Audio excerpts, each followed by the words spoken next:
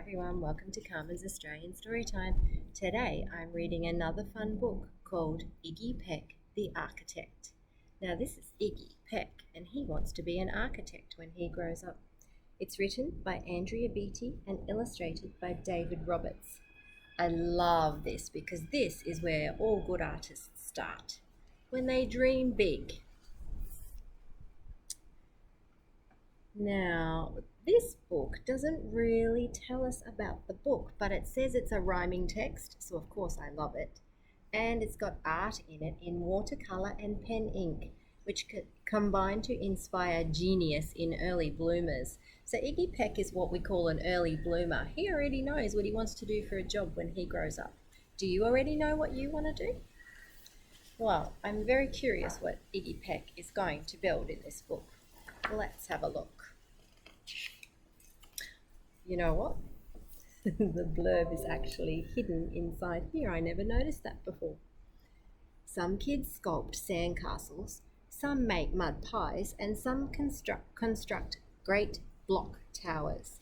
But no one is better at building than Iggy Peck, who once erected a life-size replica of the Great Sphinx on his front lawn. It's too bad that few people appreciate Iggy's talent, certainly not his second-grade teacher, Miss Lila Greer. It looks as if Iggy will have to trade in his T-square for a box of crayons until a fateful field trip proves just how useful a master builder can be. Oh, are you interested? I'm interested. What is he going to do? Oh, look at all the things you need to be an architect. Rulers with numbers all over them. It's really important you learn how to use a number line and the numbers that go up and the numbers that go down on the number line so that you can measure things to build things. Young Iggy Peck is an architect and has been since he was 2.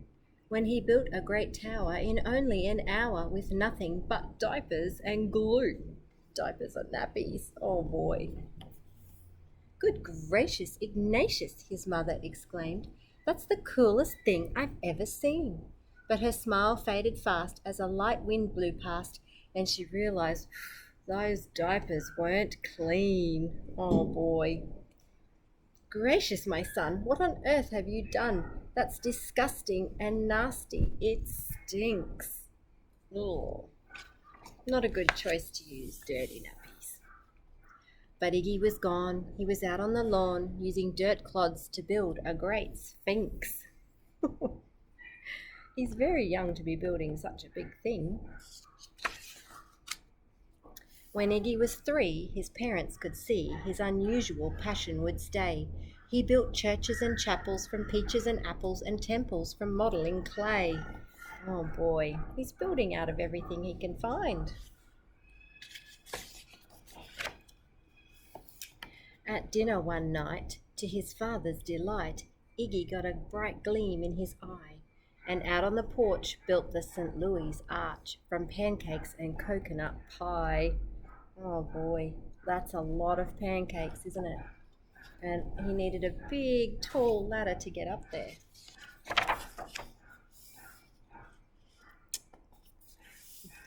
Dear Ig had it made until 2nd grade when his teacher was Miss Lila Greer.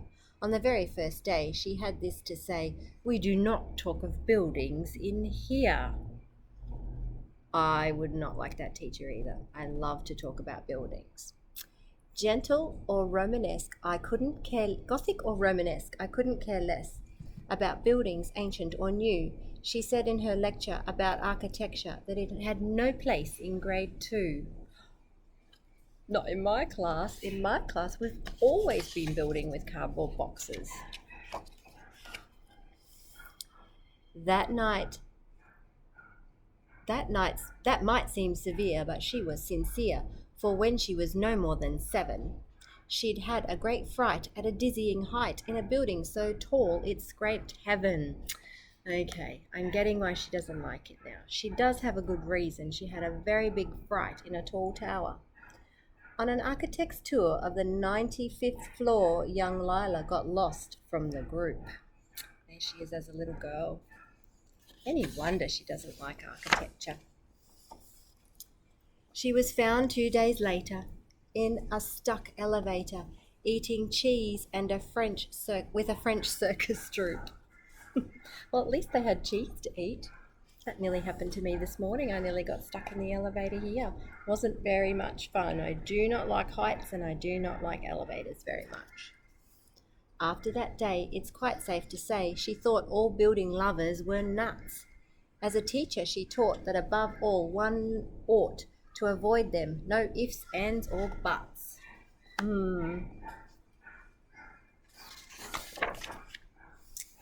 As you might guess, it would cause Iggy stress to hear such terrible talk. But he didn't hear. He sat in the rear while building a castle of chalk. Well, so he wasn't even listening to her. You, Iggy Peck, your desk is a wreck. Tear down that castle right now. You will not build in here. Is that perfectly clear? Do you need to see Principal How? Oh dear, he's in trouble. He just loves to build so much. That is a lot of chalk though, isn't it? No, ma'am, Iggy said as he lowered his head and his heart sank down to the floor. With no chance to build, his interest was killed. Now second grade was a bore. Anybody who knows me, I don't like that word, boring. After 12 long days that passed in a haze of reading, writing and arithmetic, Miss Greer took the class to Blue River Pass for a hike and an old-fashioned picnic. What a nice fun thing to do. Iggy still doesn't look very happy there at the end of the line. They crossed an old trestle to a small island nestled in the heart of a burbling stream. But they no sooner passed than the footbridge collapsed and Miss Lila Greer started to scream. We're trapped here! Oh my! Alas, kids, goodbye!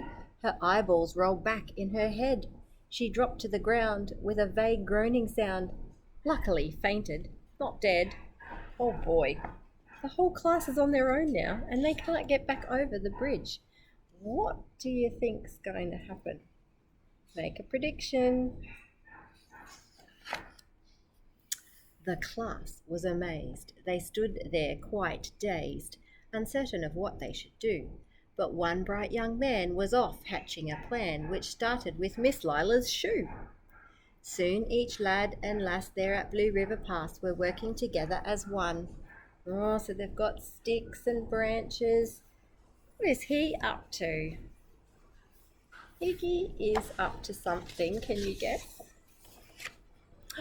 And when she came to, Miss Lila Greer knew that something quite brave had been done. She looked in the air and saw hanging there a structure with cables and braces, and on the far side, beaming with pride, were 17 smiling young faces. Boots, tree roots and strings, fruit roll-ups and things, some of which one should not mention, were stretched ridge to ridge in a glorious bridge, dangling from shoestring suspension. Now that is a fantastic structure. Even the birds are using it. It all became clear to Miss Lila Greer as she crossed the bridge over the stream. There are worse things to do when you're in grade 2 than to spend your time building a dream.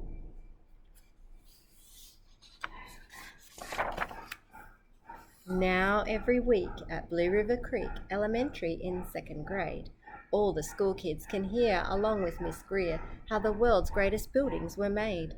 The weekly guest speaker in t-shirt and sneakers talks of buildings from Rome to Quebec. Of course, he's the guy who builds towers from pie, that brilliant young man, Iggy Peck. That is a great book.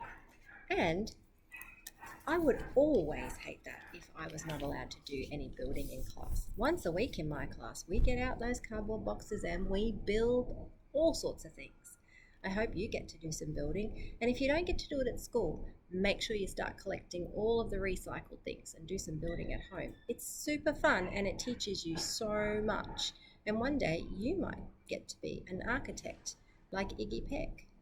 Thank you for joining Carmen's Australian Storytime, and I will see you next time.